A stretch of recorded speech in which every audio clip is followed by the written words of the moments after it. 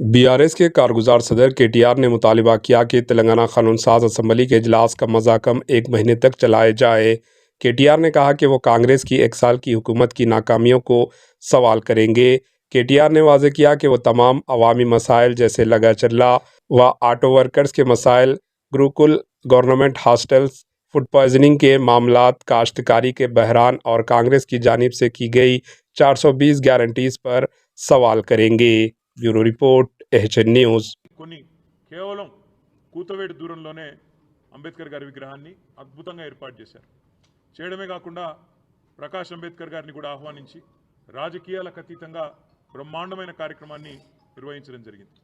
ఈరోజు ఈ ప్రభుత్వాన్ని నేను అడుగుతా ఉన్నాను, ఇవాళ మీరు నిర్బంధిస్తున్నది, అణిచివేస్తున్నది మమ్మల్ని కాదు, భారత రాష్ట్ర సమితి నాయకులను కాదు, మిమ్మల్ని ప్రశ్నిస్తున్న వాళ్ళని కాదు, మీరు నిర్బంధిస్తున్నది ఆ 125 ఫీట్ల ఎత్తున ఈరోజు మొత్తం హైదరాబాద్ను, మొత్తం భారతదేశానికి స్ఫూర్తినిచ్చే విధంగా అక్కడ నిలుచొని ఉన్న మహానుభావుడు అంబేద్కర్ గారిని మీరు నిర్బంధిస్తూ ఉన్నారు.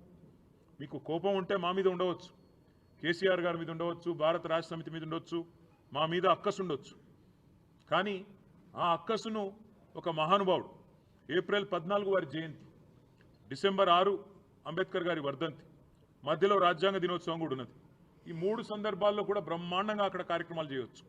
డాక్టర్ బాబాసాహెబ్ అంబేద్కర్ దగ్గర విగ్రహం దగ్గర ఒక అద్భుతమైన మ్యూజియం కూడా ఏర్పాటు చేసినాం. దాన్ని ఈ రోజు వరకు మీరు పట్టించుకోరు.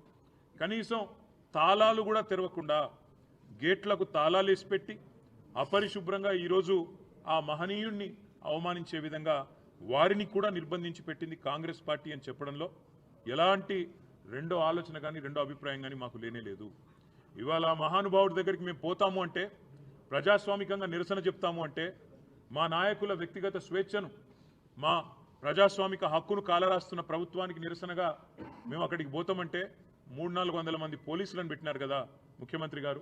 నేను అడుగుతా ఉన్నా, ఆ 300-400 మంది పోలీసులకు మీరు పెట్టిన ఖర్చుతో ఆ ప్రాంగణం మొత్తం పరిశుభ్రం చేయరాదా?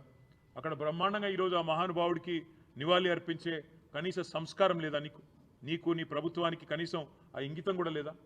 అందుకే ఈ రాష్ట్ర ప్రభుత్వాన్ని, రేవంత్ రెడ్డిని నేను అనేది ఒకటే, మీరు నిర్బంధిస్తున్నది, స్వేచ్ఛను హరిస్తున్నది మాది కాదు. డాక్టర్ బాబాసాహెబ్ అంబేద్కర్ భారతరత్న ఆయన సామాన్యుడు కాదు, ఒక అసామాన్యుడు. ఈరోజు ప్రపంచవ్యాప్తంగా విశ్వవిఖ్యాత మేధావుల్లో ఒకటిగా గుర్తించబడ్డవాడు. ప్రపంచంలోని గొప్ప విశ్వవిద్యాలయాలు, హార్వర్డ్ అలాంటి हमारे एचएन न्यूज़ को सब्सक्राइब करिए ताकि आपको नोटिफिकेशंस आते रहे वक्त पर।